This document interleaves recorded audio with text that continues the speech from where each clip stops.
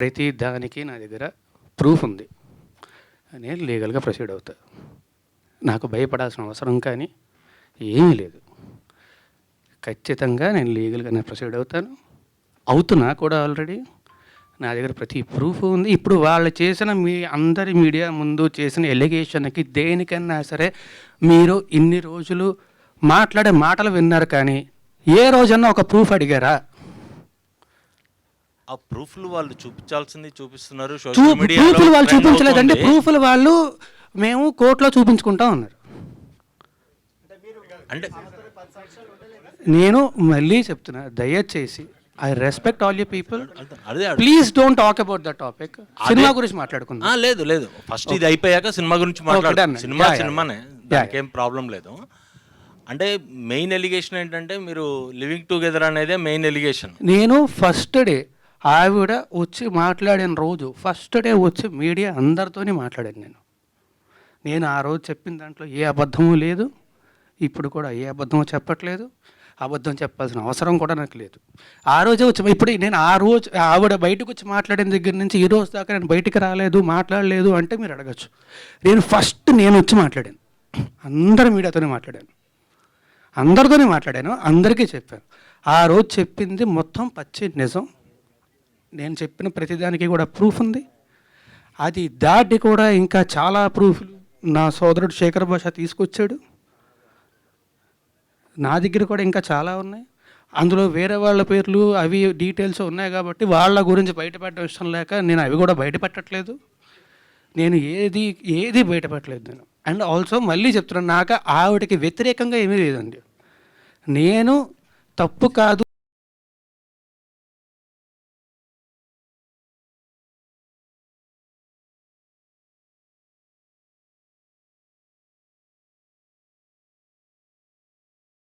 ఏమండి, మీరు మీ ఇంటి నుంచి వచ్చేసి నేను సినిమా గురించి మాత్రమే మాట్లాడతాను.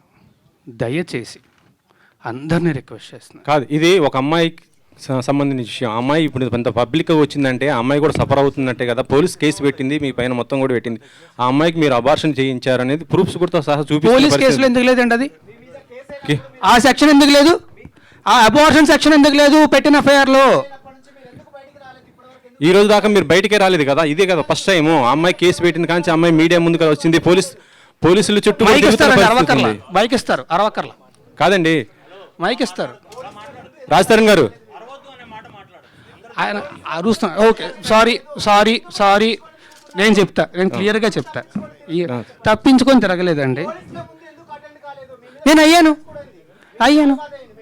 అవును, అడ్వకేట్ అయ్యారు.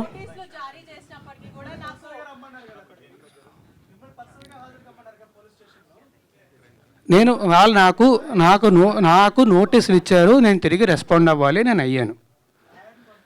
ఈ టాపిక్ గురించి అయితే ఇంక నేను మాట్లాడినండి. I'm very sorry. కాదు, I'm not answering to you at all. I'm sorry. కాదు మాల్వి గారు, ఇందులో మీ పేరు కూడా వినిపించింది కదా.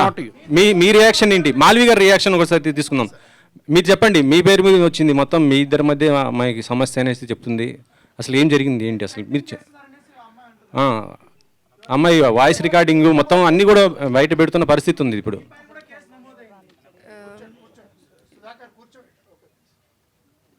So, whatever she has put the allegations on me and my brother, I have already submitted the proofs to the cops. And recently, she again texted on 24th July. I have submitted that also.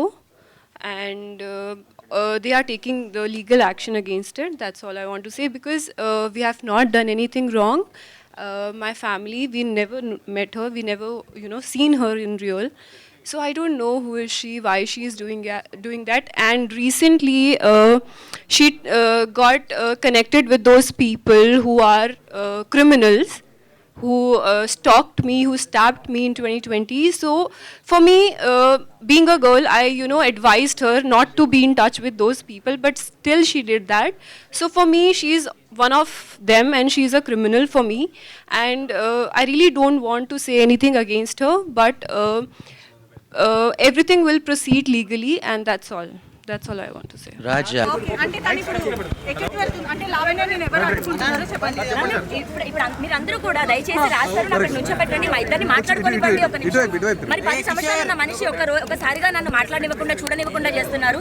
నేను ఎలా బతుకున్నాను? ఎవరు చూడనీయకుండా చేస్తున్నారు? అందరూ అండి, మరి తను support చేసే వాళ్ళు అందరూ అవ్వచ్చు, ఎవరైనా అవ్వచ్చు. ఇప్పుడు ఎందుకు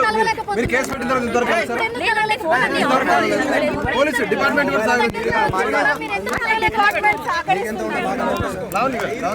ఏమి తప్పు చేయని మనిషి ఎందుకు తప్పించుకుంటాడు? తప్పించుకొని వెళ్ళిపోతున్నాడు. సమాధానం చెప్పండి. వెళ్ళనివ్వండి, మీకు పెళ్ళైంది కదా, మీ భర్త మిమ్మల్ని వదిలేస్తే ఏంటి? నా భర్త నన్ను వదిలేశాడు, నాకు నా భర్త కావాలి, నాకు నా భర్త కావాలి. అన్నీ అయ్యాయండి, 10 ఏళ్ళు ఉన్నామండి. పదేళ్ళున్నాడండి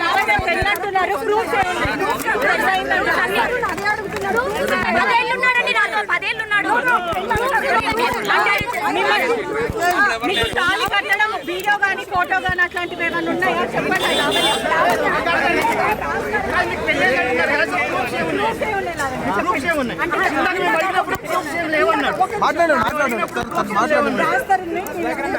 పెళ్లి గురించి రాస్తారని ఏం చెప్పాడంటే చూపించిందా అని అడిగాడు.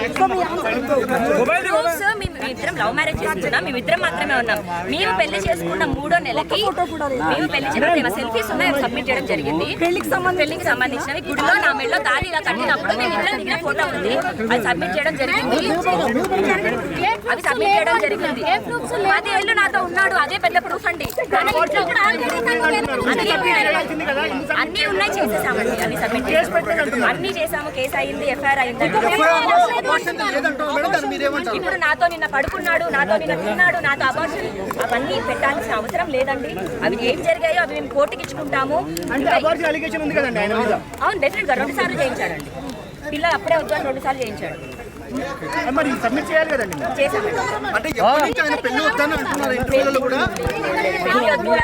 బయట సమాజానికి అదొక కారణంగా చెప్తున్నాడు, అంతే తప్ప ఎందుకు అర్హత లేదండి. అతను నా ఇంట్లో నుంచి పారిపోయాడు. ఈ కార్ చూడండి, అతను కానీ అతను వారి ఫాదర్ కానీ రాస్తారు ఇల్లు రాస్తారు కార్ తీసేసుకున్నాను అంటారు. నేను ఒక నార్మల్ అమ్మాయిని, వాళ్ళ అతని ఇంట్లో ఉన్న మనిషిని తీసుకొని ఏదో కబ్జా చేయడానికో ఇప్పుడు ఇంటికి వచ్చి ఊరుకుంటారా? ఆకలి ఇస్తున్నారు, ఒకసారి పెడతారు, 2 సార్లు పెడతారు. 11 ఏళ్ళు కలిసి ప్రూఫ్స్ అన్ని సబ్మిట్ చేయడం జరిగిందండి. లేవు అని అతను చూపించమనండి, ప్రూఫ్ ఉందని చూపించాను.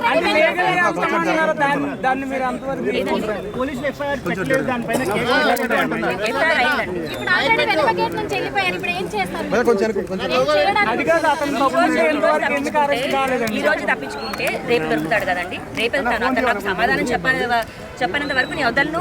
చేయాల్సిందంతా చేసి వదిలించుకోవాల్సిందంతా వదిలించుకొని నేను లీగల్ గా చూసుకుంటాను. మా లాయర్ మాట్లాడతాడు అంటే కరెక్ట్ కాదు. అదే అండి, ఇప్పుడు ఎందుకు అరెస్ట్ చేయట్లేదు అన్నది డెఫినెట్ గా. ఇప్పుడు అతను మరి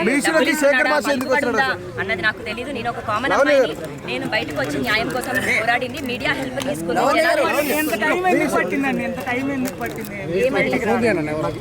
నాకు 10 ఏళ్లలో ఇప్పుడే కదండి నన్ను వదిలేసింది. ఎప్పుడు వదిలేసి పెళ్లి చేసుకున్నామని చెప్తున్నాను. బయట ప్రపంచానికి చెప్పనంత మాత్రాన